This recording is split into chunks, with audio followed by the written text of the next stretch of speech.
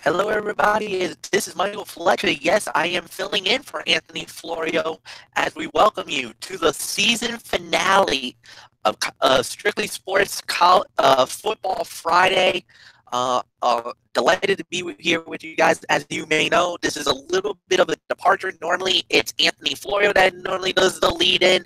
However, Anthony is out tonight, basically due to a major commitment that was with this church, a very special evening for him.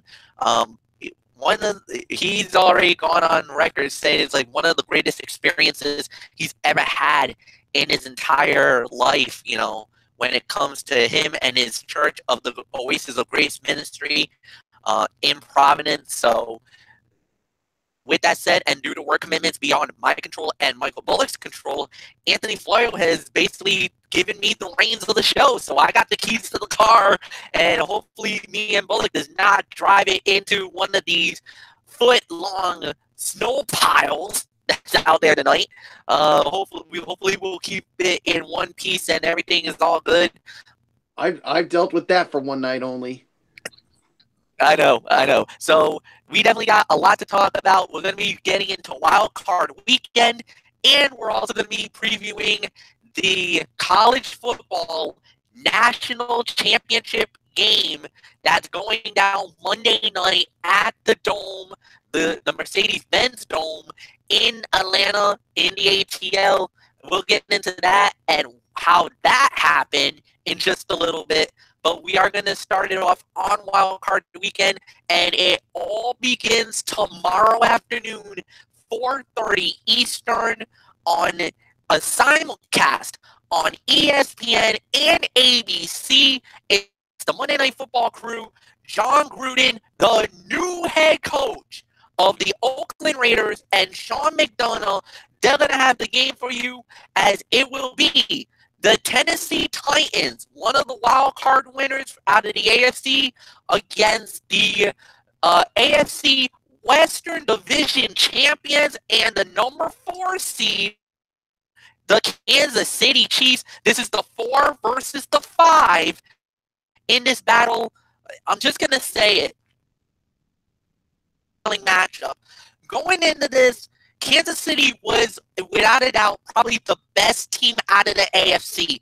They were dominating. They ran out of the gate, destroyed the New England Patriots on opening night, went into Gillette when the 5th banner went up, and they kicked the door down and made themselves at home. They won the first 5 games of the season, and a lot of us, including myself, Anthony, and Mike Bullock, we were thinking, this might be a Kansas City team we might be talking about possibly in the Super Bowl.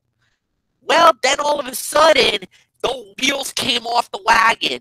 They wouldn't start winning games. They started losing some games, and it came back down to earth. They started to fall in what ended up being a 3-way tie at one time in the AFC West. They had them, the Chargers of Los Angeles, and the Oakland Raiders were all at 7-6.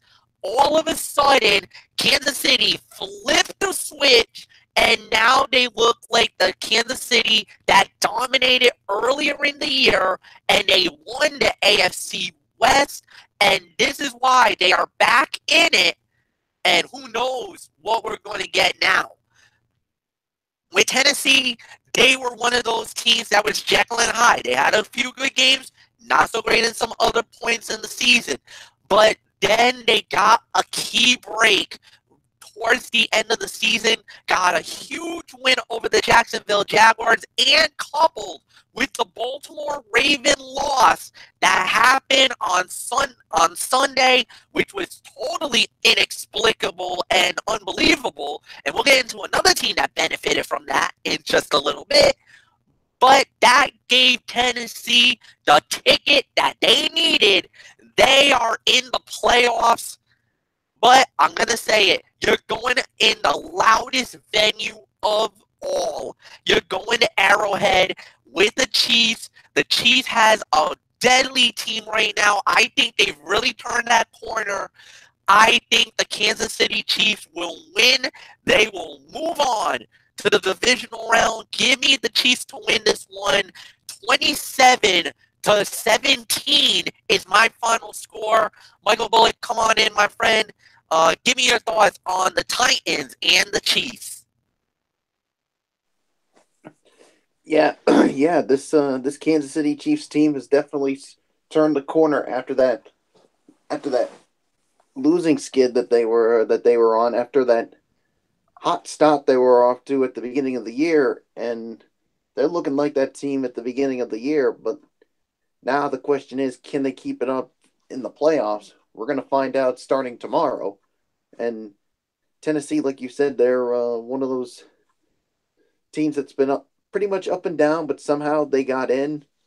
But yeah, I mean, Tennessee, you're going into one of, if not the loudest stadiums in the National Football League, in Arrowhead Stadium, where you rarely see teams get a victory here, especially in the playoffs. But well, that wasn't the case in last year's divisional round where the Chiefs lost to the Steelers. But that's a story for another day. But in the end, I just feel like Kansas City is the better team here. I got them winning this one. My final score, I'm going to say 24-14. Kansas City wins this one, moves on to the divisional round. So that being said, Fletch, let's just move on to our next game of Wild Card Saturday. And it's going to be out of the NFC side. It is the wild card winners and reigning and defending NFC champions. The Atlanta Falcons, they get into the playoffs with a big win last week, and they go up against one of the biggest surprises of the NFL this year, the NFC Western Division champions, the Los Angeles Rams. The game will be held in LA at the LA Memorial Coliseum, and it is going to be on NBC in prime time, 8 o'clock kickoff with, Sunday Night Football, Al Michaels and Chris Collinsworth with Michelle Tafoya on the sidelines. Michael Bullock, you get to lead off on this NFC matchup. Yeah, the LA Rams certainly have been one of, if not the biggest surprises of the season, because I really didn't have that much high expectations on the LA Rams, especially with Jared Goff being the starting quarterback for the team. But he certainly came on and had a breakthrough season, and certainly helped out with the coach Sean McVay, which I'm going to say it right now, he's your coach of the year as far as I'm concerned. I mean, you can make some cases for some other coaches. Yeah, but with what he's done with this LA Rams team has been phenomenal. And Todd Gurley had an unbelievable season and could be is in the running for the MVP. And you got that defense that's basically been playing well, and the Falcons. Yeah, they've been playing better as of late, and now they get in. So this is a tough one for me to call. I mean, I like what I seen from LA. They are at home. Man, I mean, like I said, this is a tough one for me to call. I mean, part of me is telling me to go with the LA Rams. Another part of me is telling me to go with the Atlanta Falcons. I'll tell you this right now. I mean, if this game was at the Mercedes-Benz Stadium, no doubt I'd definitely go with the Atlanta Falcons. But this is in LA, so I'm gonna go with the LA Rams to win this one. I think it's gonna be a close one. I'm gonna say 27-24. LA wins this one. Todd Gurley's gonna have a solid game, and Jared Goff will have a good game as well. And then that's the key for me. I mean, how is Jared Goff gonna do in his first ever playoff start in his sophomore year under the big lights of prime time? So I'm going with the LA Rams. Nothing more to say. Fletch, I give it to you. I mean, but I got the LA Rams winning, but somehow I wouldn't be surprised if the Falcons win this game. Oh no, and you're absolutely right. Because of the Falcons have such a dangerous team, because you got Dante Freeman, you got you got Tevin Coleman, you got the two-headed monsters in the running attack. Plus you got Julio Jones, who could very well be the one of the candidates for the MVP in the NFL this year. I mean, he's been that good. No doubt about it. I mean, he could definitely be in the mix for MVP. So, absolutely right. But like you said, I like the Rams in this game because A, it's at home. Jared Goff has been unbelievable. I mean, what a season he's had. Todd Gurley, definitely a candidate for MVP as well. He's in the conversation. And, you got a lot of great players and a lot of great teams to work with here. And whatever the case may be, it's just, can Atlanta really figure out how to slow down Gurley? And that means stacking the box with 7-8 men at the front of the line. Can they neutralize them and try to have Jared Goff beat them in that game? If they do, they got a great chance of winning this game. But I just think Gurley's going to get off. He's going to have a big game. And the Rams, I believe, will advance to the next round of the playoffs. And as a matter of fact, Anthony Flecha just came in on the first two games. He's got Kansas City winning, and he also got the Rams as well. So he's agreeing with both of us. Has not given scores, but he did give with those two games. All right. Now the third game of Wild Card Weekend. Now we go to the Sunday slate, and we start off with the NFL on CBS. And just for you, Anthony, hello, friends. It will be Jim Nantz and Tony Romo as they will be in Jacksonville as the Buffalo Bills. Oh my goodness, what a story this was. Buffalo needed basically to pull the inside straight for this to happen, and it happened. They needed the Chargers to lose. They needed a Charger loss. They needed they had to beat Miami, which they did. They had to have Baltimore lose and Tennessee to win. And all of it happened, and Buffalo got the inside straight and is in the playoffs for the first time in over 17 years. It's been that long since Buffalo's been in the postseason, and they were celebrating like you would not even believe. So much so that the city of Buffalo sent buffalo wings to the Cincinnati Bengals and their organization. I don't know if it's from Buffalo Wild Wings. I don't know what company it's from, but Cincinnati got a whole bunch of buffalo wings and a big fat thank you from the city of Buffalo for beating the Baltimore Ravens and getting them into the postseason. But be careful, Buffalo, because now that you're in the postseason, now you're going up against a really good team, the Jacksonville Jaguars, the winners of the AFC South Division.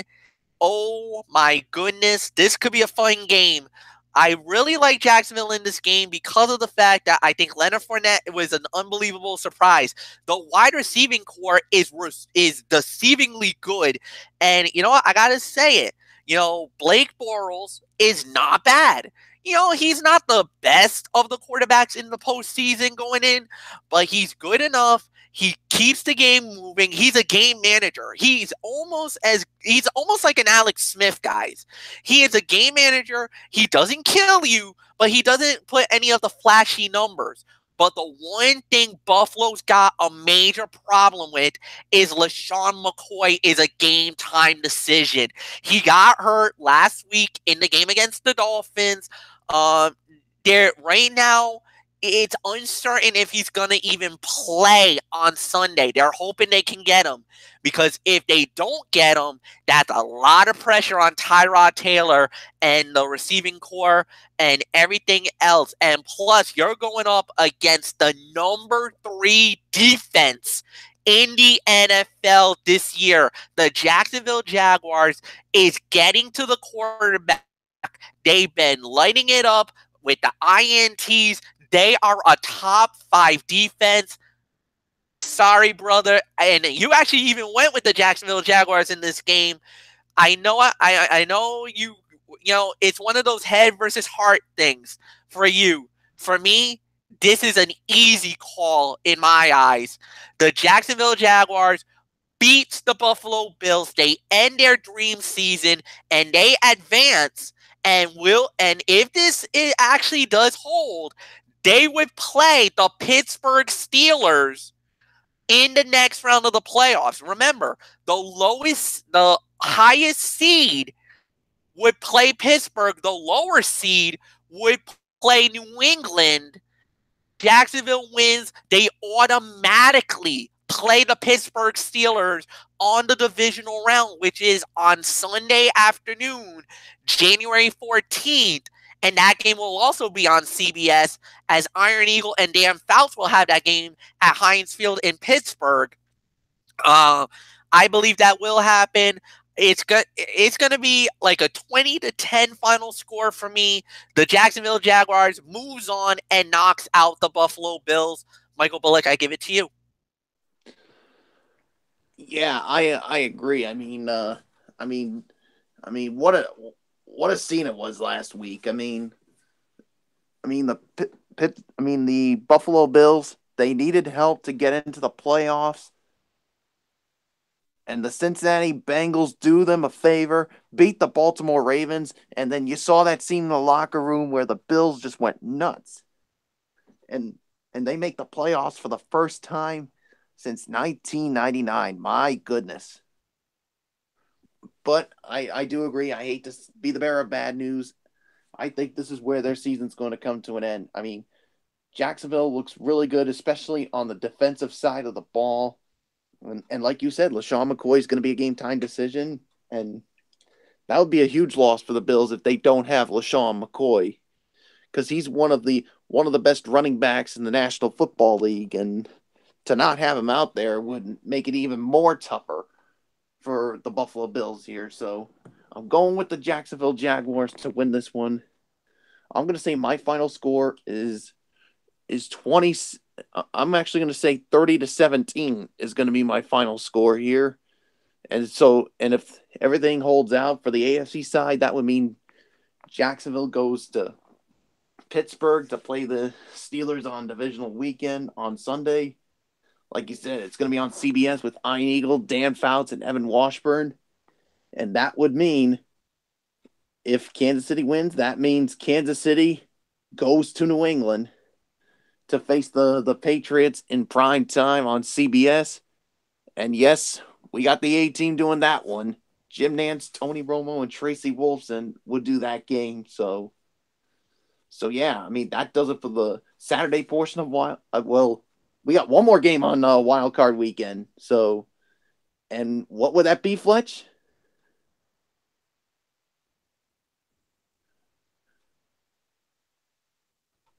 And the final game on Wild Card Weekend, Michael Bullock, you'll get to lead it off. Coming out of the NFC side, it is the NFC South Division champions, the New Orleans Saints.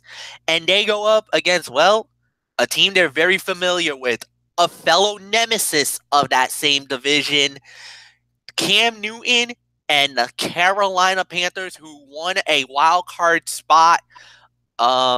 It's gonna be a 4:30 kickoff on Fox with their A team, Joe Buck, Troy Aikman, and the beautiful Aaron Andrews. Michael Bullock, what was it gonna be like down in New Orleans, the home of WrestleMania 34? It's gonna be a crazy atmosphere down there in New Orleans Sunday afternoon with the Saints returning to the playoffs for the first time in first time since 2013. So, and this is another team that we didn't see coming out in the NFC to make the playoffs. I mean, because I didn't have that much expectation for New Orleans, but yeah, I mean, it's good to see them back in it, and of course, Carolina back in the playoffs after missing out last year, and of course, losing in Super Bowl 52 years ago. So, man, this is a tough one. I mean, because you never want to count out Cam Newton and that offense, but the thing is, I've been so impressed with the Saints offense, not only with Drew Brees, but that two-headed monster of Mark Ingram uh, and uh, and Alvin Kamara, and then of course you got Michael Thomas, who's been who's been his go-to guy, and then of course that defense, of course, led led by Cameron Jordan. I mean, of course, he was finished tied for fourth with 13 sacks, and yeah, and yeah. So basically, I think this is yeah, and I think the thing is, I mean, I just like this New Orleans offense better, like I said, because of Breeze and that two-headed monster at running back. So, and they are at home for this one. I got Carolina. I mean, not Carolina. I got New Orleans winning this one. My final score. Uh, I think this could be. I mean, this could be a high-scoring affair, but we'll wait and see. But I got New Orleans winning this one. Uh, my final score. I'm gonna say 31-24. New Orleans wins and moves on, and of course, Anthony's got the Saints in this one as well. So Fletch, can the Saints hold court on their home field, or I do think they Cam can. Newton? Oh, oh they can. No, I think they can. I think they will. I love New Orleans in this game as well because of the fact that it's their defense. New Orleans defense is so good this year, and they're looking really strong. You know what? I gotta say it. It's a bend not break, and so far, New Orleans D can get after the quarterback, and they've been getting a lot of great INTs as well. They're near the top for INTs as a defensive team this year. So definitely the Saints are definitely marching in the right direction. And this has the feel of that Super Bowl 44 run all over again for New Orleans. Like they got that great quarterback in Drew Brees, some good running backs, and they got a two-headed monster. The receiving core is really good, and a top 10 defense to boot.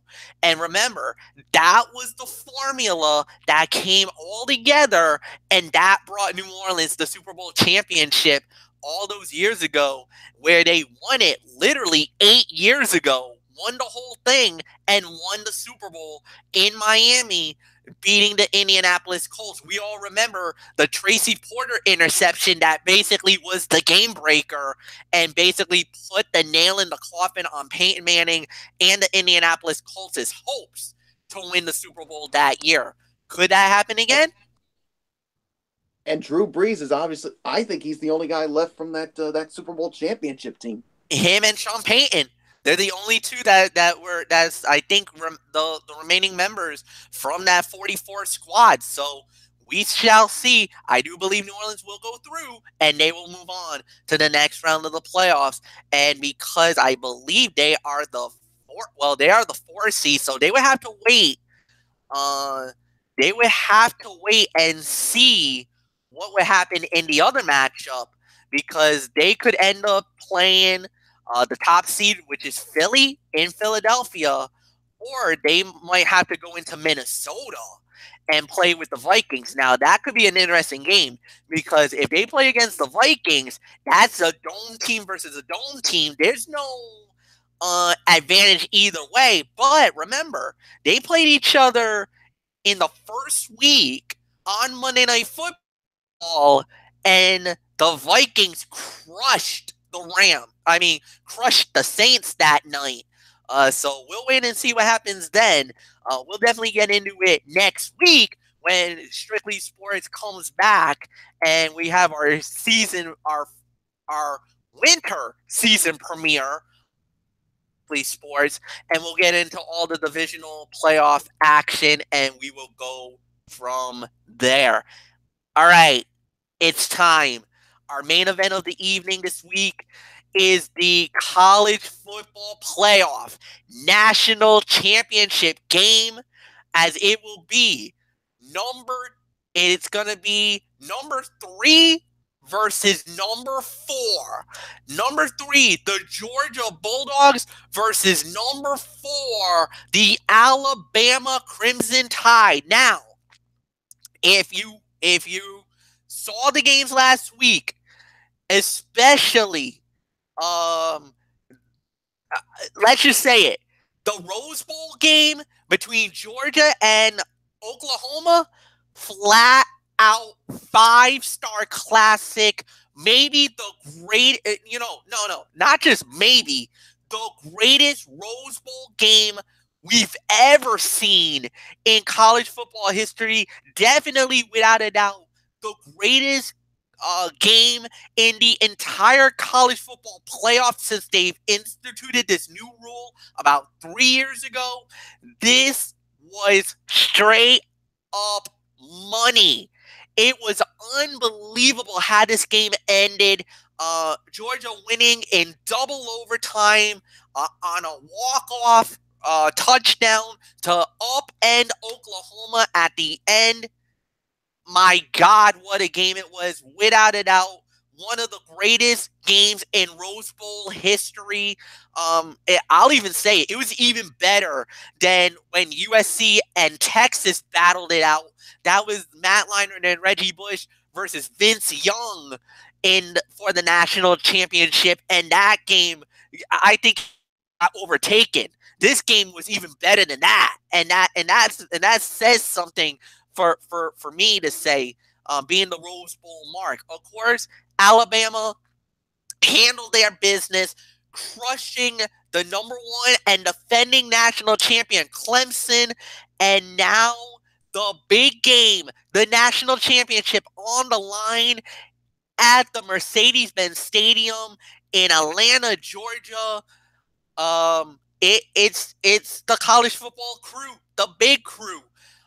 Chris Fowler, Kurt Street, and Holly Rowe has the call on the national title game. I'm going to say it. Anthony has gone on record, and he is predicting Alabama to win the national championship. Fair enough, and a great prediction. With everything that's been going on, Alabama has been that consistent team. The one upend moment that they had was they lost to Auburn in the Iron Bowl. They got tripped up there. Georgia, unbelievable season they had. I believe they got tripped up somewhere along the way, but they were able to rebound and they won the SEC championship, and that's why they got into the tournament. Then they got in. This is without a doubt one team that was deserving to one that, a lot of people says it was a controversial pick. Some people did not want Alabama in it. They thought that Ohio State was more deserving, or another team that was more deserving than Bama being at the end. But the committee stuck to their guns because it was only one loss. They gave Bama the benefit of the doubt and put them through and let the chips fall where they may. Now, with the biggest game of the year, the title on the line, it is basically Bama going up against Georgia, but it's in Georgia's house. They are in Atlanta, and that crowd is gonna be more for Georgia than for Alabama. I think this might be a 75-25, 80-20 split. Georgia to Alabama, because you're going to have a lot of Georgia fans that's going to make the trip from Athens to the ATL. But if you want my honest opinion, Georgia's running attack is so lethal. Their running attack alone makes them a very dangerous team. And defensively, they are definitely going to be a problem for Alabama. But Bama has the NFL quality players. They got really good line from offense and defense, and they got that championship pedigree, and they've been to the big dance before. For a lot of these kids who's been there, if they were a sophomore, they've been in the national championship game already, including that bitter taste that they've had from a year ago. And I know Nick Saban has really probably drilled that in his kids' heads. Remember, finish the job. You were great for 59 minutes until Deshaun Watson made that pass with 1 second left and Clemson won the national championship. I think Alabama will rewrite the wrong. I got Bama winning the national championship 28-17. Michael Bullock, it's yours. Who'd you have winning the national championship? I got Alabama. Yeah. I mean, like you said, going into this, not many people thought Alabama should even have been in the college football playoff, but I think they've heard that, and what they did in that Sugar Bowl against Clemson, I mean, was just dominant. So it's like they were saying, I mean, you people were saying that we didn't deserve to be in the college football playoff. Well, we're gonna show you why, and boy howdy, they did. And yeah, now they're literally in Georgia. I mean, you basically said what a game that was against Oklahoma in the Rose Bowl. 5-star classics, full of Shakespearean drama, and yeah, I mean, and now I mean, this is basically like a home game for Georgia. But I mean, for Georgia, I mean that running attack of Nick Chubb and Sony Michel. I mean it's awesome. But the question is, can freshman quarterback Jake Fromm get the job done? But of course, Alabama, they've been there, they've done that, they've been in these big games before. So, as much as I want to see Georgia win this, Alabama as well. I'm going to say 24-17 is going to be my final score. So, there's really nothing more to say. So, let's just put a wrap on this, Fletch. And that's what we're going to do. So I want to say thank you to everybody for doing the show. Anthony Floyo, thank you for giving me the opportunity. We're not going to do the shout outs. So what we're going to do is we're just going to end it right here, right now. On Monday night, strictly, it's going to be Ridiculously Raw with Anthony Floyo hosting on the Tone 25. He'll have Monday Night Raw. He'll have his Tony's Take. Is another edition of the Cerebral Smack Talk, which is my show right here on this channel, SmackDown Live. I'm gonna have my Mikey's Mindset, where we're gonna have about basically I'm going to cover everything about New Japan Pro Wrestling. I'm going to talk about the New Year's Dash. I'm going to talk about Wrestle Kingdom. And then, of course, 1 week from tonight on Anthony's channel, The Tone 25, which is on youtube.com, we are going to do the season premiere, the winter premiere of Strictly Sports, as we're going to get into the NFL divisionals, and we'll probably get into some more stories about the world of sports. Probably some NBA or NHL stuff going around, and we'll probably have some other stuff. Just keep your close eye on the docket on the Strictly Sports fan page on Facebook, and we'll cover everything on that. So until then, for Michael Bullock, I'm Michael Flecha. Thank you so much for watching, guys. Have a great evening. So long for now.